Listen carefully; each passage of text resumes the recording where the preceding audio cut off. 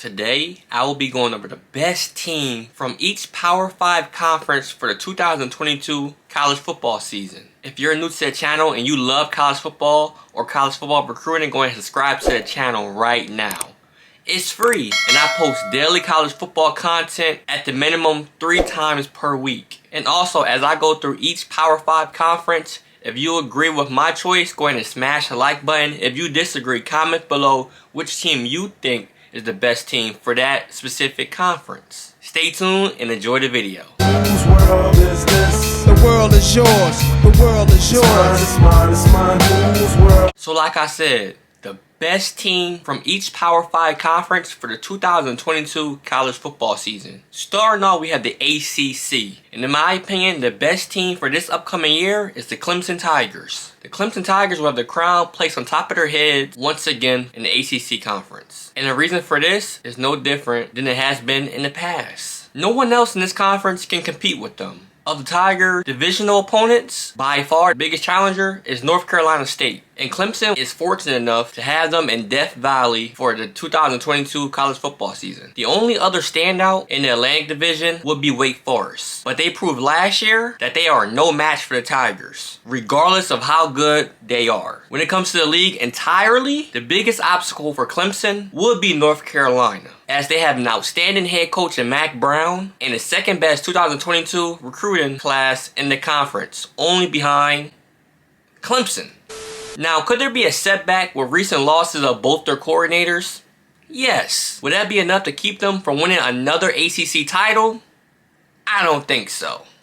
Now, moving on to the Big Ten. The best team in the Big Ten for this upcoming season is obviously the Ohio State Buckeyes. Let's be real. Yes, we all know Michigan finally beat Ohio State. Heck, they even won the conference title and saw their first ever playoff appearance. But here's the question. What are the chances that they do any of that again next season?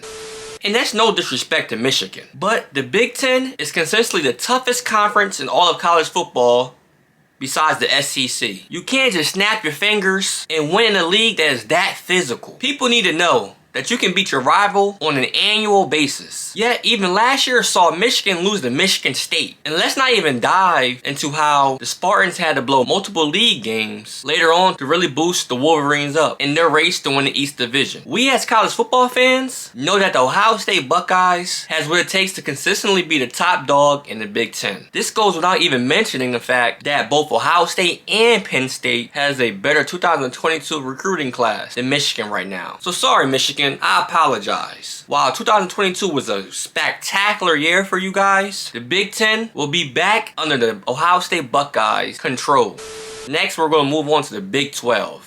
And I think the top dog for this upcoming season will be the Baylor Bears. I mean, there are 2 crystal clear options to choose from when picking who will take the Big 12 crown in 2022. Those 2 options are Baylor or Oklahoma State. Of the 2, Baylor is the one with the head coach that is still wet behind the ears. Dave Aranda has only held his head coaching position with the Bears since 2020. Meanwhile, Cowboys head coach Mike Gundy has sat in his current position since 2005. With that being said, I kind of already trust a newer guy. Here's the deal. Aranda has a mere ounce of head coaching experience that Mike Gundy has. Yet, he has already tied him when it comes to Big 12 titles.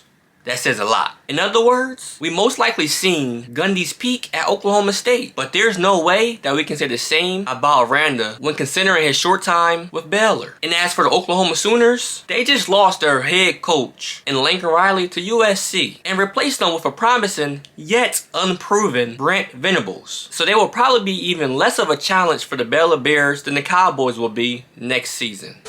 Moving on, we have the Pac-12. And I know you guys probably think I will say USC, but I'm not. I think the Pac-12 will be ran by Utah.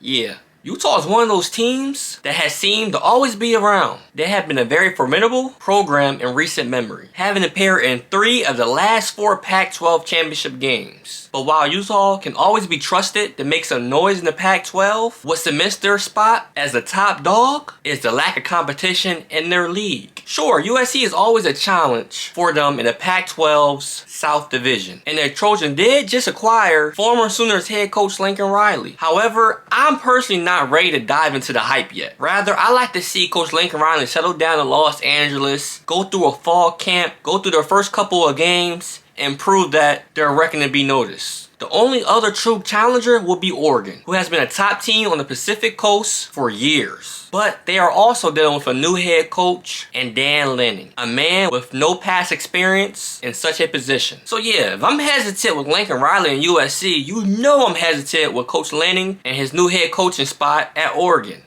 Last but not least, we have the SEC. Now I know, Georgia just won a national championship. They should be the top dog for their conference. But I'm sorry, Georgia fans.